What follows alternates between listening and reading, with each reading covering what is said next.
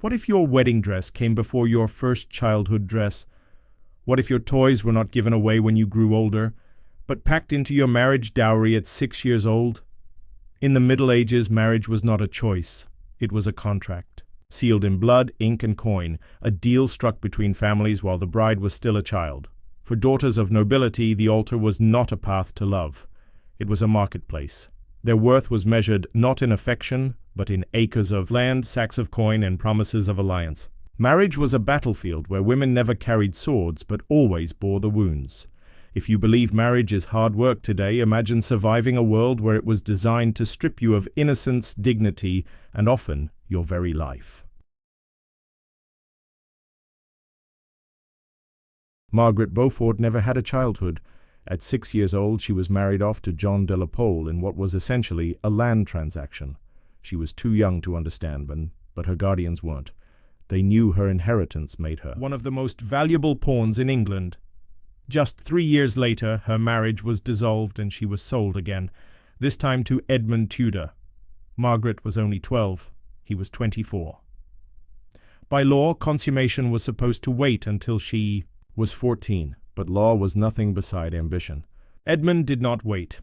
Within months, Margaret's body, still small, fragile, and unfinished, was carrying a child, and yet her story was only one among countless childhoods sold for politics. Isabella of Valois, daughter of the King of France, was married to King Richard II of England when she was 6 years and 5 days old. She brought with her dolls, silver miniatures of her childhood treasures, listed in her wedding goods. Marriage contracts specified that consummation must wait until her 12th birthday. Even for medieval standards, this was considered extreme, yet the arrangement was celebrated, sanctified, and enforced because it promised peace between two kingdoms. Her family, Isabella, was not a child. She was a treaty, a body carrying the weight of diplomacy. This was not an exception. It was a pattern, one where the laughter of childhood ended the moment a dowry was written, and where fathers bartered daughters like livestock before they had even learned to walk. But the wedding ceremony was not the end of the humiliation. It was only the beginning. Because on your wedding night in the Middle Ages, you were never truly alone. If you're watching without subscribing, you're doing what medieval parents feared most, waiting too long and losing everything. Subscribe now and step with me into the wedding chamber where privacy was forbidden and intimacy became a public stage. The feast is over. The wine has dulled the hall into a chorus of laughter, and now the bride is led away, but not to solitude. To spectacle, the bedding ceremony was one of the most invasive traditions of the Middle Ages. The bride was undressed by women of the household, her hair combed, her body inspected, and her innocence laid bare. On the other side, the groom was prepared in equal mockery. Then, surrounded by family, nobles, and priests, the two were escorted to bed. This was no gentle ushering. This was ritualized humiliation, laughter mixed with chants of encouragement. A priest blessed the sheets, and if that wasn't enough, guests would toss stockings at the couple, a game to predict who would marry next, but for the bride, this was no game. It was a ritual that ended childhood in front of witnesses, and sometimes the ceremony demanded more than symbolic humiliation. Sometimes the witnesses stayed behind the curtains. High-born couples were not simply wed, they were bound by contract. And consummation was proof that the contract was valid. If it did not happen, annulment could shatter alliances and fortunes. That's why in many noble households, witnesses remained in the chamber. They would wait behind bed curtains, listening for sounds, demanding evidence. Privacy was stripped away in the name of politics. Margaret of York's marriage to Charles the Bold in 1469 became such a spectacle. Courtiers recorded every detail as though intimacy could be notarized. Even kings resisted. Charles I of England once barred his door, refusing the ceremony. But for countless brides, especially those barely entering adolescence, there was no resistance. The ritual was enforced, the humiliation complete. Marriage was not union, it was surveillance, and once that bed produced its inevitable result. Pregnancy the real terror began. Still watching without subscribing? That's like being left alone in the medieval wedding chamber. No protection, no dignity. Subscribe now, because in the next part, we enter the deadliest chapter of medieval marriage, childbirth. Margaret Beaufort carried not only a child at 12 years old, but the weight of a dynasty. Her husband, Edmund Tudor, died of plague while she was 7 months pregnant, leaving her to travel through winter roads, frail and alone, to give birth. When her labor began at Pembroke Castle, the midwives feared the worst. Her body was too narrow, her hips too unformed.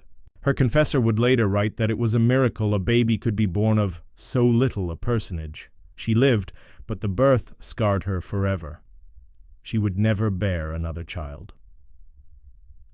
That one excruciating night decided the fate of England. But it also revealed the silent truth of medieval life. Motherhood was lethal, because for most women, childbirth was not survival. It was surrender to death. For every woman who carried life, there was a shadow hovering over her cradle. Statistically, 1 in 3 women died either in childbirth or shortly after. Every pregnancy was a gamble against fate. Isabella of Aragon died at 18 after days of agonized labor. Noble women with access to the best care fared no better. Bloodletting, herbal potions, prayers. None could stop infection or hemorrhage. Birthing chairs promised speed but tore bodies apart, and yet wives were expected to repeat the ordeal endlessly. Eleanor of Aquitaine endured 10 pregnancies. Most noble women suffered through 8 to 15 before their bodies collapsed under the strain. Childbirth was not celebrated. It was endured, and every newborn cry was paid for in blood. And if a woman survived childbirth, her struggles were far from over.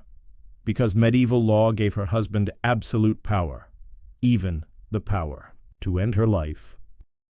If you've made it this far without subscribing, you're taking a bigger risk than a medieval mother in labor. Don't gamble with silence. Subscribe now and follow me into the next part 7, where the law itself armed husbands with deadly power. To be married in the Middle Ages was to disappear into your husband's shadow. The law gave him authority not just over your property and your body, but over your very existence. Under the principle of coverture, a married woman ceased to exist legally. She could not own land, sign contracts, or even appear in court without her husband's consent. She was not herself, she was him. And under reasonable chastisement, he could beat her so long as the weapon was no thicker than his thumb. Reasonable, by law. This was not partnership. It was domination disguised as duty, and if a husband's cruelty escalated to murder, the law often called it justice. No ruler made this nightmare more infamous than Henry VIII, who turned marriage itself into a weapon of execution.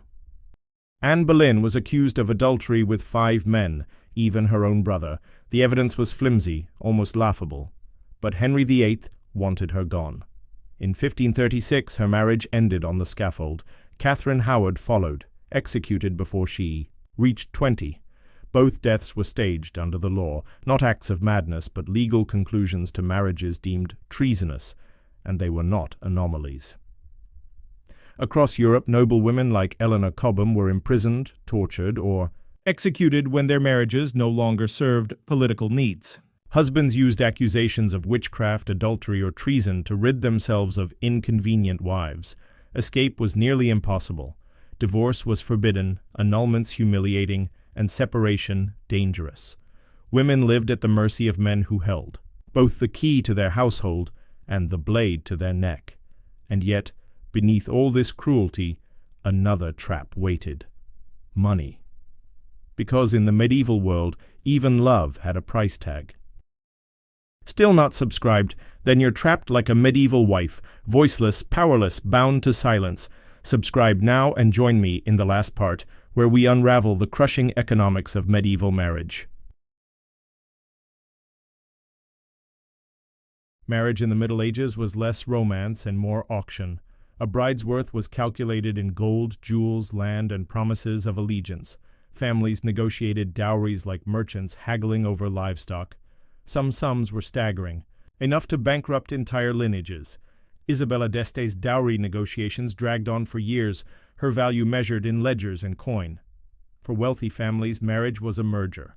For poorer ones, it was ruin. And the cruel irony?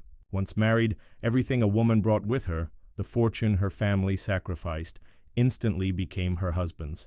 She was both the purchase and the payment, and when that husband died, the widow often lost everything again. The average medieval marriage lasted 15 to 20 years, not because of happiness, but because of death. Wars, plague, and childbirth cut lives short. Widows remarried quickly, not from desire, but to avoid poverty. Marriage was a revolving door. Some women outlived 3 or 4 husbands, clawing survival from repeated unions. Others were cast into convents, stripped of wealth and freedom. Even the wedding blessing itself included prayers for the couple's souls, as if acknowledging that marriage was only the prelude to death. In the end, "till death do us part" was not a promise of eternal love. It was a grim certainty. Child brides sold before they could speak. Public bedding ceremonies that turned intimacy into theater. Childbirth as Russian roulette. Husbands wielding legal power to imprison, beat, or kill. Families ruined by dowries. And marriages that ended not in silver anniversaries, but in funerals. This was the reality of marriage in the Middle Ages. A contract of survival, written in suffering. If you followed this story without subscribing, you've endured the whole ordeal in silence. Break free. Subscribe now, because compared to medieval marriage, even modern heartbreak is a blessing.